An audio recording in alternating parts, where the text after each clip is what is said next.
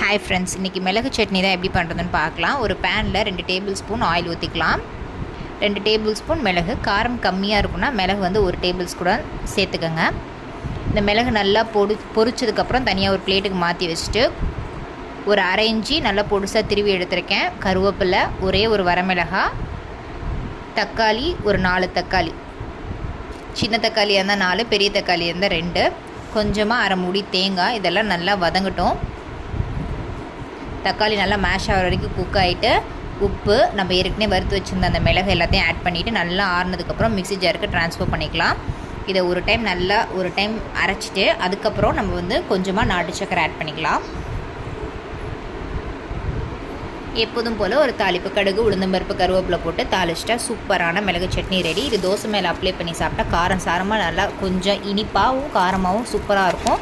இந்த வீடியோ பிடிச்சிருந்தா லைக் பண்ணிக்கோங்க, சப்ஸ்கிரைப் பண்ணிக்கோங்க.